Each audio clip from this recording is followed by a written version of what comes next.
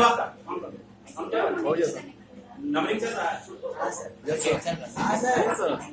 माल एवं सेवा कर जीएसटी है, ठीक है। यानी कि पहले क्या था कि गुड्स टैक्स अलग था, सर्विस टैक्स अलग था, अब दोनों को मिला के कर दिया है गुड्स एंड सर्विस टैक्स, ठीक है। जीएसटी में सम्मिलित होने कौन कौन से कर, आप जानते हैं कि भारत में टोटल 42 तरह के टैक्स लगते हैं, जिनमें से ये सब सारे टैक्स को मिलाकर एक टैक्स बना दिया गया है, दैट इज कॉल्ड जीएसटी। पहले किसी वस्तु पर बिक्री कर लगता था केंद्र बिक्री कर, मतलब बिक्री कर लगेगा राज्य का भी, केंद्र का भी, मनोरंजन कर, विलासिता कर, लॉटरी और सट्टे जुए पर कर, प्रवेश कर, इन करों के साथ राज्य में आरोपित शेष एवं अधिभार एवं सरचार्ज, मतलब एजुकेशन शेष है 2%। इसके अलावा अभी स्वच्छ भारत अभियान भी चलता है, उसमें 0.25% टैक्स बचता है। सारे प्रकार का टैक्स जो राज्य सरकार के द्वारा लगाया था और जो केंद्र सरकार के द्वारा लगाया गया, ये टोटली 18 तरह के टैक्स है, जिनको मिलाकर एक टैक्स बना दिया गया, that is called GST. Clear?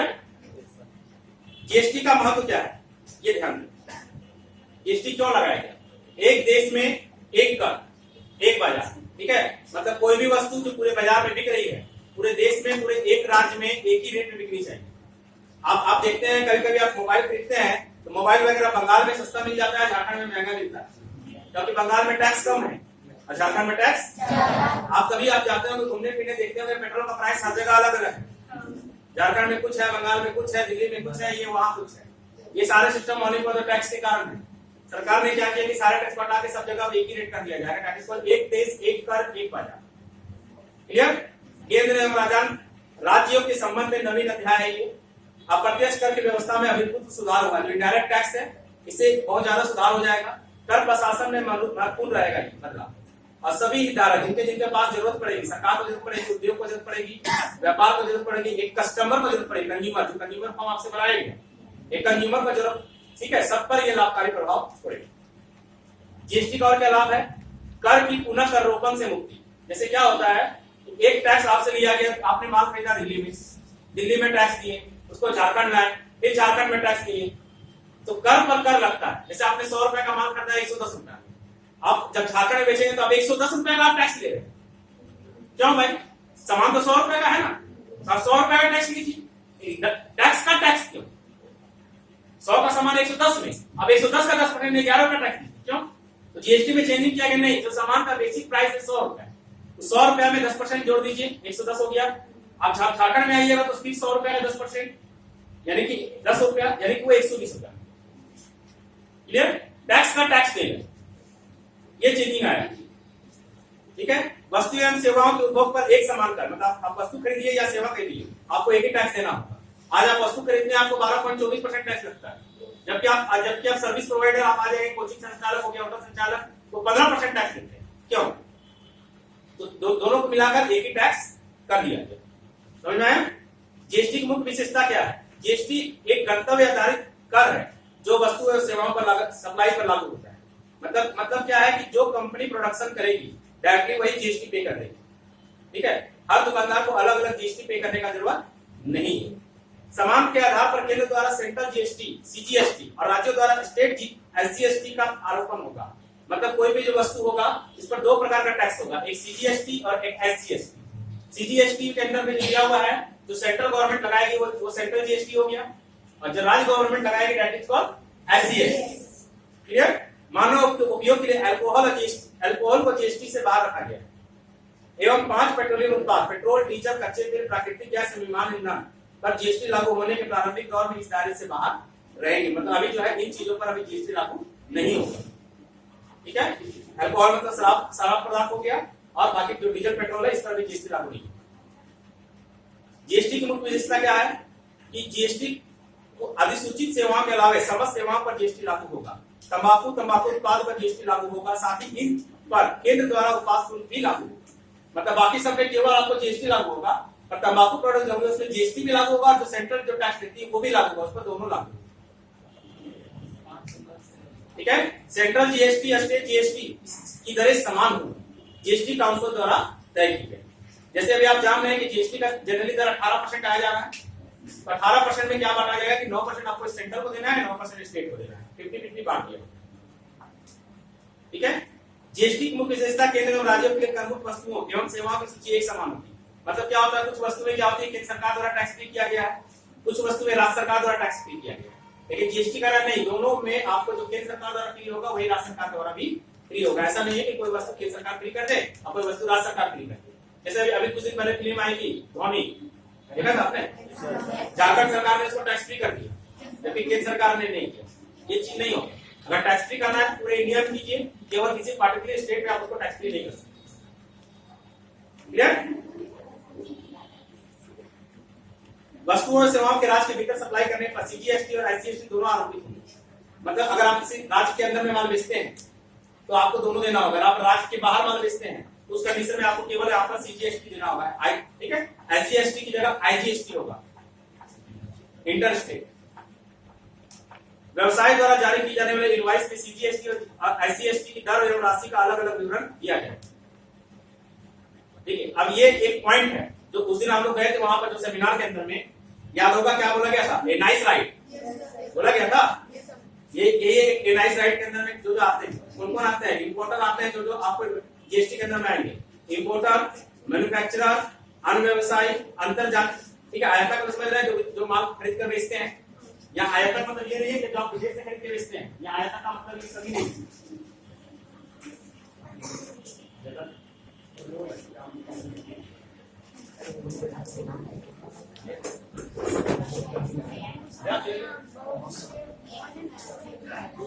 ठीक है, तो यहाँ पर किन किन लोगों पर जीएसटी लागू होगा ये ध्यान रखना है। ठीक है, इंपोर्टर, मैन्युफैक्चरर, अनव्यवसायी। इंपोर्टर मतलब जो माल खरीद के बेचते हैं, मैन्युफैक्चरर मतलब जो माल बनाना नहीं ऊपर चले जाना।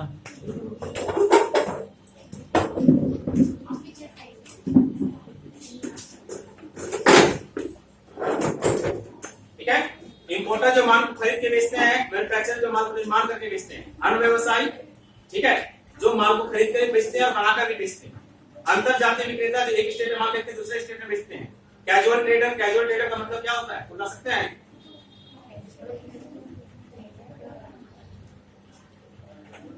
कैजुअल ट्रेडर, कैजुअल का मीन्स क्या होता है? सामान्य व्यापारी जो माल को लोकल बाजार खरीद के लोकल बाजार में बेचते हैं, that is called casual trader. अनिवासी व्यवसायी जो भारत का रहने वाला नहीं है, भारत के बाहर रहता है। ठीक है, इसके बाद टीडीएस जो कंपनी टीडीएस का काम करती है। E commerce operator, e commerce operator मतलब जो इंटरनेट से बिजनेस को प्रोवाइड करते हैं, जैसे लाइक फ्लिपकार्ट, स्नैपडील। ये सब क्या है? ये सब अपना माल नहीं बेचते हैं, किसी और दुकानदार का माल को बेचते हैं खाली अपने स्टेज पर। ठीक है, कंपोजिशन डीलर, कंपोजिशन डीलर का मतलब वही होता है कि जैसे आपको dealer to dealer, that is called composition dealer. ठीक है, हमको डीलरशिप मिला है, हमने सामान का डीलरशिप किसी और को दे दिया, that is called composition dealer.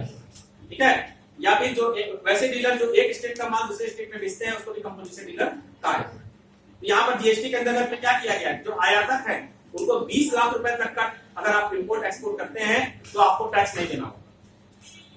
ठीक है, इंपोर्टर हो गए, मैन्युफैक्चरर हो गए, अनव्यवसायी हो गए, तीनों के लिए सीमा कितनी है? अगर आपका व्यवसाय का पर मंथ नहीं पर ईयर, अगर आपका व्यवसाय का टर्नओवर टोटल 20 लाख रुपए है, 20 लाख से कम, तो आपको किसी प्रकार का कोई टैक्स नहीं देना हो। अगर आपके गार्जियंस के पास कोई आते हैं कि भाई नहीं आप हम सेल टैक्स से आए, अगर आपका टर्नओवर 20 लाख से कम है तो कोई सेल टैक्स वाले आपको परेशान नहीं कर सकते। ये जीएसटी लागू होने के बाद अभी ये सीमा जो है 10 लाख रुपए। क्लियर? टीडीएस वाले में यह सीमा 2.5 लाख है और कंपोजिशन डीलर में सीमा 50 लाख। ठीक है, अब यहाँ ध्यान दें, कंपोजिशन डीलर का मतलब क्या होता है? इसे टर्नओवर की सीमा 50 लाख रुपए होगी। कंपोजिशन डीलर की दर इस प्रकार होगी, ट्रेडर के लिए 1%, मैन्युफैक्चरर के लिए 2% और रेस्टोरेंट सर्विस जो है ये सब इसके पास नहीं होंगे। रेस्टोरेंट सर्विस के लिए 5% टैक्स लगेगा रेस्टोरेंट। ठीक है, देखिए यहाँ पर जीएसटी के अंदर का टैक्स है, जीएसटी के अंदर में 4 प्रकार के टैक्स निर्धारित किए गए हैं, 5%, 12%, 18% और 4 प्रकार के टैक्स स्लैब निर्धारित किए गए जो कि अलग अलग वस्तुओं पर लागू होंगे। क्लियर?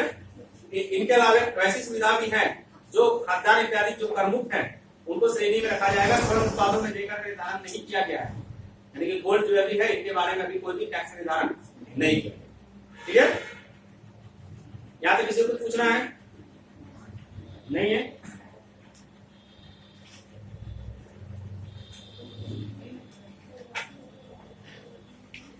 इसके ऊपर जरूरत नहीं। जीएसटी का नियम क्या है? जीएसटी लागू करने के समय पर तैयारी के लिए जीएसटी काउंसिल द्वारा नियम जारी किए गए हैं। जीएसटी के लिए सबसे पहले आपको एक रजिस्ट्रेशन लेना होगा, फिर उसका वैल्यूएशन कराना होगा, आपका सेविंग प्लान पर देखना है, जो भी आपको भुगतान करना है टैक्स का आपको रिटर्न दाखिल करना होगा, और इनपुट का जो आप टैक्स डाल रहे हैं उसका क्या क्या सोर्स है उसके बारे में क्लियर डिटेल लिखना। ठीक है? हाँ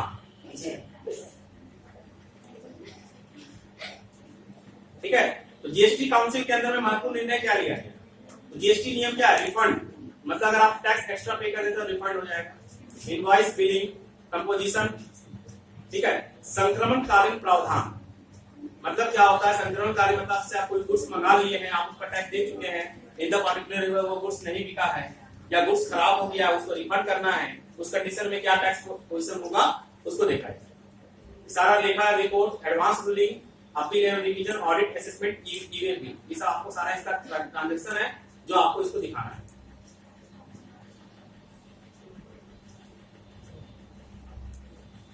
जीएसटी लागू होने पर उद्योगों के लिए किसी प्रकार का प्रोत्साहन वर्तमान में जारी कर छूट के रूप में नहीं होगा। जीएसटी के अंतर्गत राज्य सरकार, केंद्र सरकार वसूल किए गए कर का पूरा भुगतान के माध्यम से उद्योगों को यह लाभ दे पाएगी। मतलब जैसे आज कोई भी आप इंडस्ट्री लगाते हैं तो उसके अंदर में आपको ग्रामीण क्षेत्र में 35% और शहरी क्षेत्र में 25% का आपको सब्सिडी मिलता है जो आपने लोन लिया है, या फिर आपको एक ट्रांजेक्शन पर छूट मिलती है। तो यहाँ पर क्या है कि जीएसटी लागू होने के बाद वो सारी छूटें आपको बनती है।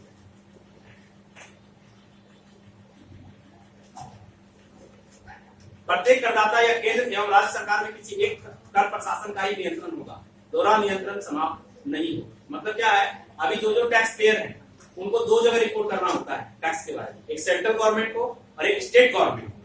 ठीक है, दोनों जगह के सेंट्रल अधिकारी आपके पास आते हैं, रिपोर्ट मांगते हैं। तो यहाँ पर क्या होगा कि आपको दोनों जगह रिपोर्ट नहीं करना होगा, आपको सिर्फ एक ही जगह रिपोर्ट करना होगा, सेंट्रल गवर्नमेंट। ठीक है, केंद्र की अपेक्षा राज्य में कर प्रशासन की पहुंच अधिक है, अतः छोटे करदाता की सुविधा को ध्यान में रखते हुए जीएसटी काउंसिल द्वारा निर्णय लिए गए। 1.5 करोड़ से कम टर्नओवर वाले 90% करदाताओं को राज्यों में 10% करदाताओं पर केंद्र का नियंत्रण है।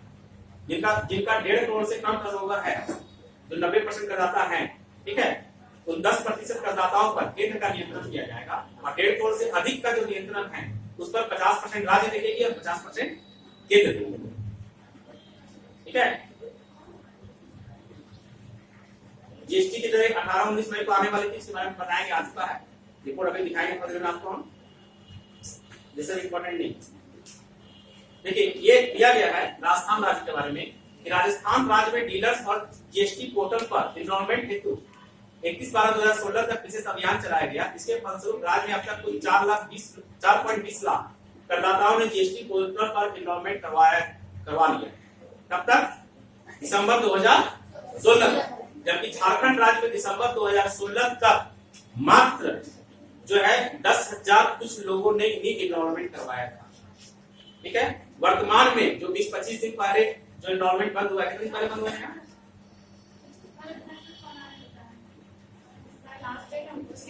भूल गई। अभी 10-15 दिन पहले सारे एनरोलमेंट झारखंड में बंद किया, फिर चालू होने वाला है। अभी तक का जो डाटा आया है झारखंड सरकार का, 2.25 लाख व्यापारियों ने जीएसटी पोर्टल ले लिया।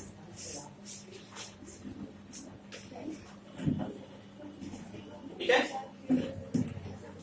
अब यहां देखिए जीएसटी का सबसे मेन सोर्स क्या है कि जीएसटी में सबसे पहला जो है आईटी पर आधारित होगी। डीलर और टैक्स अधिकारियों के बीच जो संपर्क है वह आईटी नेटवर्क के माध्यम से होगा। मतलब किसी भी व्यापारी को किसी भी टैक्स ऑफिसर के पास जाना नहीं होगा, वो सारा काम वो इंटरनेट के माध्यम से ही करेंगे। अपना सारा रिपोर्ट उनको इंटरनेट के माध्यम से प्रेजेंट करना है। कोई भी उनको फाइल चाहिए या फॉर्म चाहिए या कुछ भी डॉक्यूमेंट चाहिए तो वो इंटरनेट के द्वारा ही मांगेंगे, और जो कर्मचारी हैं वो इंटरनेट के द्वारा ही आपको प्रोवाइड करेंगे। ये सबसे बड़ा इसका ध्यान है। मतलब क्या है कि ये एक तरह का पेपरलेस इकोनॉमी है, जिसके अंदर में पेपर वर्क को खत्म किया जाए। ठीक है, ये राजस्थान के बारे में लिया है।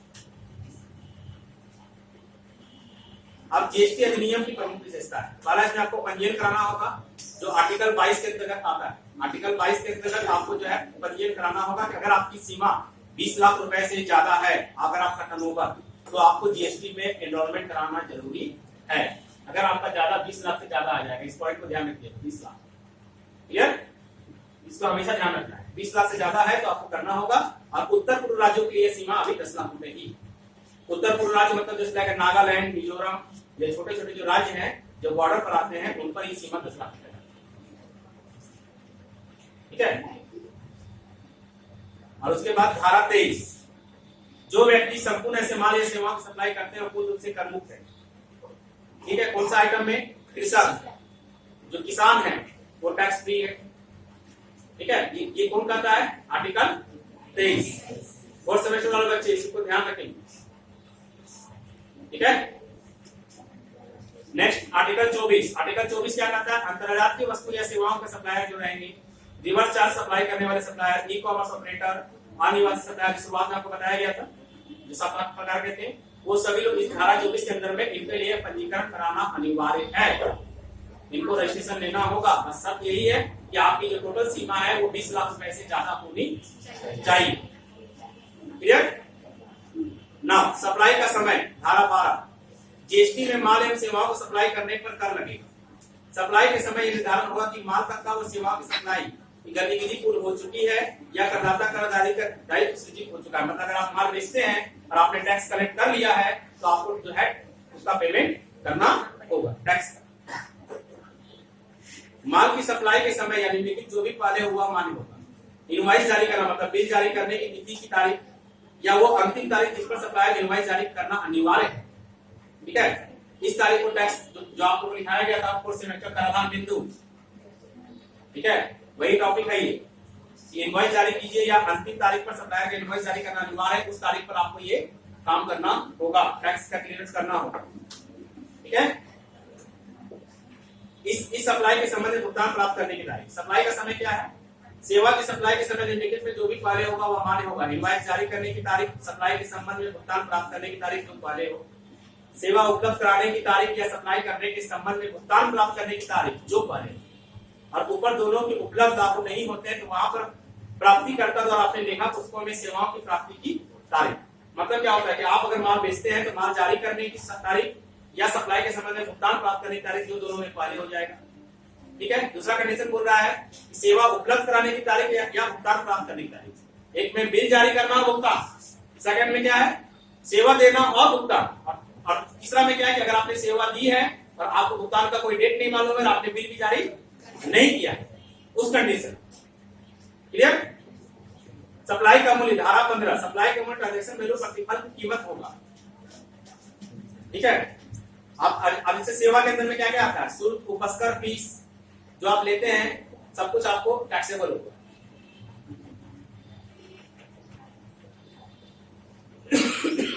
देखो यहाँ पर जीएसटी में सप्लाई के स्थान एक महत्वपूर्ण कॉन्सेप्ट है, क्योंकि इसी के आधार पर यह तय होगा कि सप्लाई राज्य के भीतर हुई है या अंतर जाए।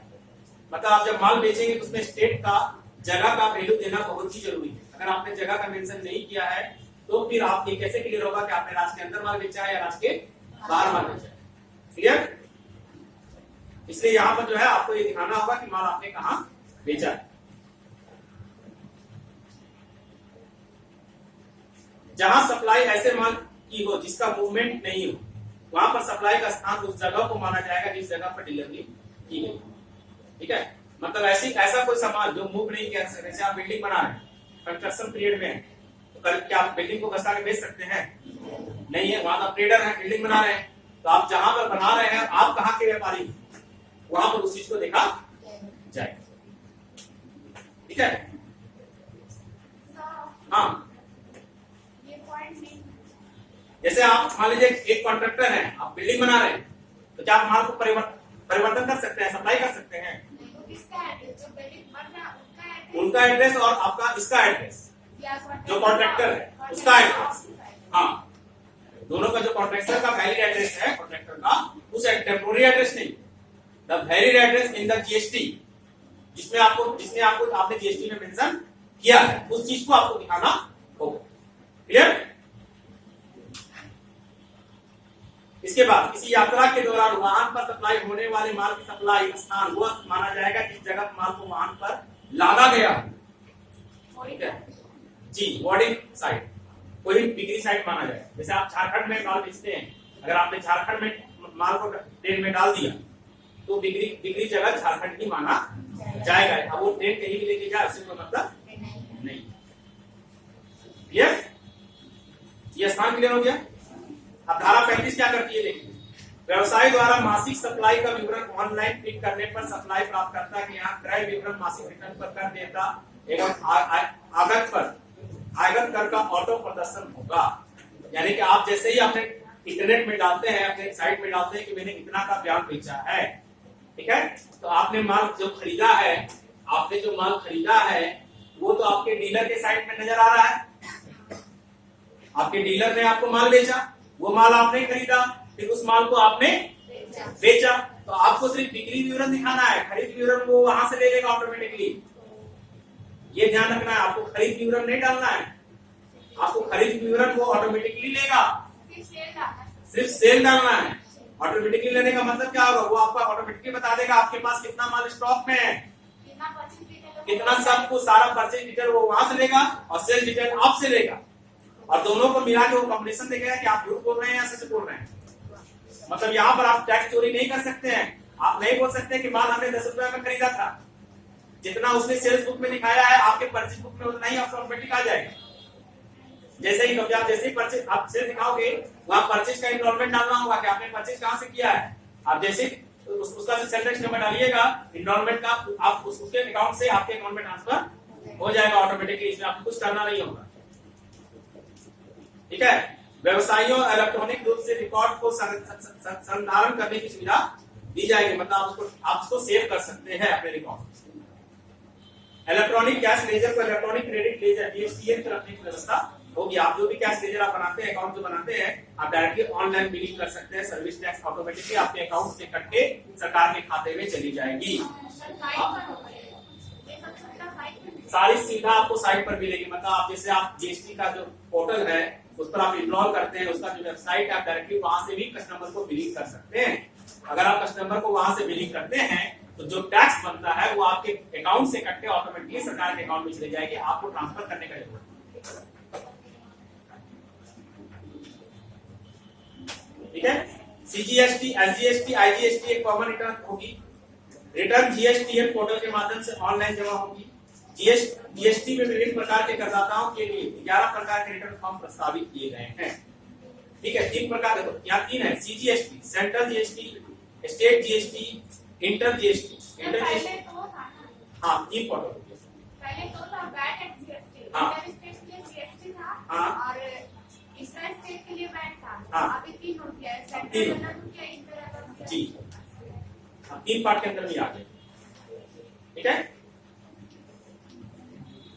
समान करदाता प्रत्येक माह के रिटर्न प्रत्येक माह की समाप्ति के 20 दिन के अंदर जमा करना होगा। प्रत्येक महीना का जो आपको माल बेचा है वो आपको 20 दिन के अंदर देना होगा। कंपोजिशन की सुविधा के लाभ होने वाले छोटे डीलर्स के लिए त्रैमासिक रिटर्न देना होगा, और वित्तीय वर्ष की समाप्ति के बाद दिसंबर माह तक वार्षिक रिटर्न जमा करानी होगी। ठीक है, सर इसका वित्तीय वर्ष कैसे चलेगा? इसका वित्तीय वर्ष चलेगा 1 जुलाई से 30 जून। 1 जुलाई से 30 जून। जी, इसका वित्तीय वर्ष 1 जुलाई से 30 जून चलेगा। अप्रैल टू मार्च फाइनेंशियल ईयर खत्म हो रहा है भारत में। अब जून to July, 1 July to June लागू होने जा रहा है। तो ये दिसंबर में क्या करेंगे? हाँ, आपको मतलब जैसे आपका जून में काम खत्म हो गया तो आपको दिसंबर तक अपना फाइनल रिपोर्ट जमा कर देना। 6 महीने का आपको क्लियर कर देना। क्लियर?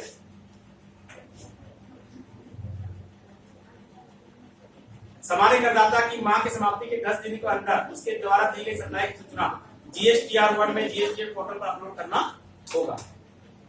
ठीक है, मतलब आपको जो भी आप माह समाप्त हुआ है उसके 10 दिन के अंदर आपकी सारी सप्लाई की सूचना आपको देनी है। अब रिटर्न में आपको क्या क्या दाखिल करना होगा? GSTR1, GSTR2, GSTR जो कि करदाता का अंतिम कर दायित्व को दर्शाता है में ऑटो पोर्टल हो जाएगा। GSTR1 में क्या आता है? जो लोकल ट्रेडर है वो GSTR1 में आएंगे। ठीक है, जो 2 स्टेट के अंदर में काम कर रहे हैं वो GSTR2 में आएंगे, और जो ऑल ओवर इंडिया में अपनी गुड्स को सप्लाई करते हैं वो GSTR3 में आएंगे। सर तो अभी 2 नंबर लेना पड़ता है, CST और वैट। हाँ, अब आपको एक ही नंबर में काम करेगा, GST में ही काम करेगा, पर GSTR 1 लीजिएगा, 2 लीजिएगा या 3 लीजिएगा।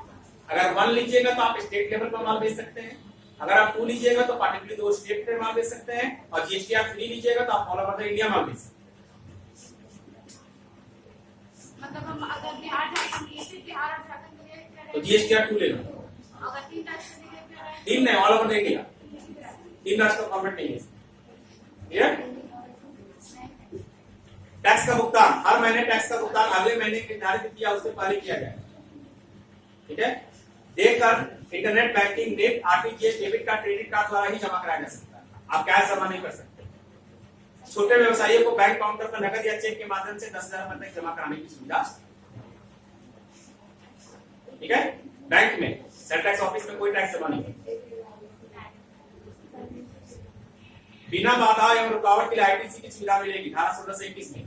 तात्पर्य यह है कि करदाता को केवल वैल्यू एडिशन पर ही कर का भुगतान करना होगा। मतलब जैसे क्या होता है कि आपने 100 रुपए का माल खरीदा, 20 रुपया टैक्स लिया, लेके दिल्ली में माल खरीदे, यहाँ लाके उसको बेचे। ठीक है? अब 100 रुपए का माल आप कितना बेचेंगे? 110 रुपया में। ठीक है?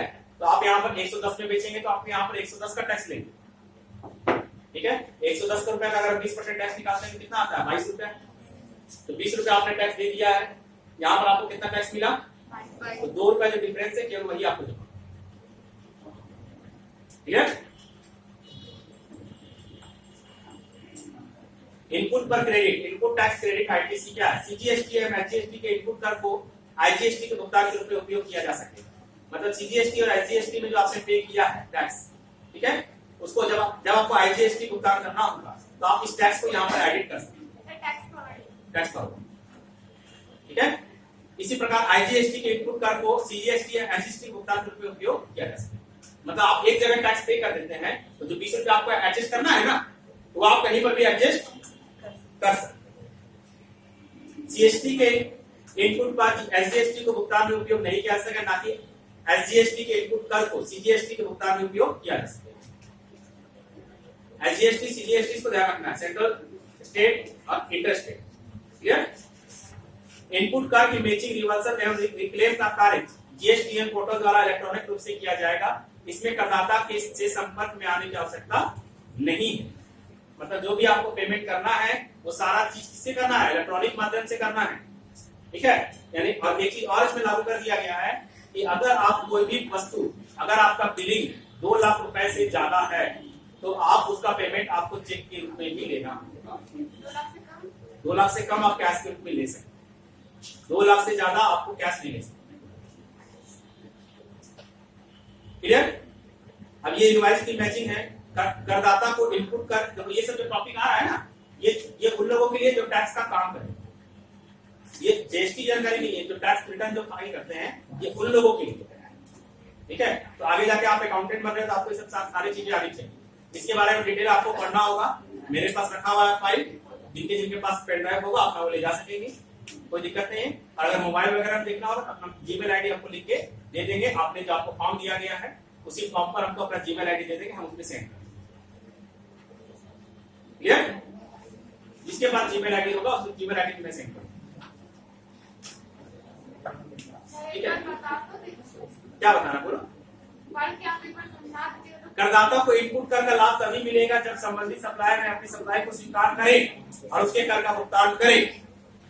मतलब क्या हुआ? आपने टैक्स पे किया दिल्ली में, हमने क्या बताया कि अगर आप माल बेचते हैं तो परचेज लेजर निकालेगा डीलर से, और अगर डीलर ने नहीं दिखाया है तो आपको उसका लाभ नहीं मिलेगा। आपने जो माल खरीदा है पक्का बिल में, तो उस डीलर को वहां पर बिल में दिखाना होगा कि उसने माल को बेचा है। जब तक वो नहीं दिखाएगा आपको यहाँ छूट नहीं मिलेगी। तो फिर हम भी तो सेल नहीं डाल सकते। आप सेल डाल सकते हैं, अगर आपको जो 20% जो वहां टैक्स आप दिए हैं वो छूट आपको यहाँ नहीं मिलेगा जब तक वो नहीं दिखाएगा। यानी वो नहीं डाला है तो हमको पूरा टैक्स देना होगा 22 रुपया यहाँ पर भी। आज जब वो डाल देगा तब क्या? वो आपका रिवर्स वापस मिल जाएगा, रिफंड हो जाएगा। इसमें डिवाइस का ऑप्शन होता है क्या जीएसटीएन सिस्टम करदाताओं द्वारा रिटर्न के रूप में उपलब्ध करवाई गई इनवॉइस और आउटपुट सप्लाई की डिटेल्स की मैचिंग का कार्य करेगा। जीएसटीएन जो सॉफ्टवेयर है वो दोनों को मैचिंग करेगा कि सेलर ने माल बेचा है और आपने खरीदा है, दोनों को वो मैचिंग करेगा कि वास्तविक रूप में सही है या नहीं है। मतलब आप कुछ भी चीज छिपा के नहीं रख सकते। ठीक है, यही तुम्हारा इनवॉइस की मैचिंग है। इनवॉइस की मैचिंग किसी प्रकार के मिसमैच होने पर सिस्टम सप्लायर एवं रेसिपिएंट्स के आवश्यक बदलाव के लिए सूचित करेगा। अगर कोई मिसमैच हो गया कि आपने दिखाया कि हमने माल उससे खरीदा और उसने नहीं दिखाया कि हमने बेचा, वो सिस्टम ऑटोमेटिक उसको सूचना देगा कि आप इसको दिखाइए, और अगर आपने नहीं बेचा है तो आप इसकी सूचना दीजिए। जी, वो अलर्ट दिखाएगा आपको। ठीक है, यह इनपुट कार्य को अनुचित उपयोग के रोकने में सहायता करेगा और इनपुट कार्य से संबंधित बचना फ्रॉड पर अंकुश लगाने में महत्वपूर्ण कार्य करेगा। मतलब कोई आदमी अगर फ्रॉड कर देता है तो फ्रॉड नहीं होने वाला है। एक सेकंड।